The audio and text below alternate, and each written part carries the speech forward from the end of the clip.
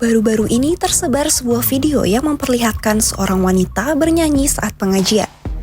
Tampak wanita tersebut bernyanyi di depan para jemaah pengajian pria.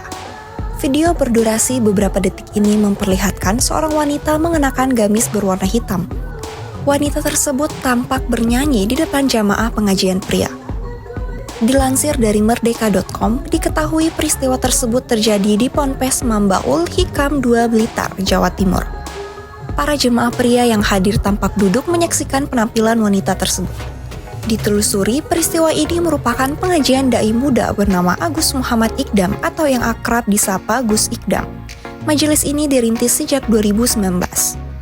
Dilansir dari saluran YouTube Gus Ikdam, pengajian ini memang sering diselingi dengan penampilan bernyanyi baik wanita maupun pria.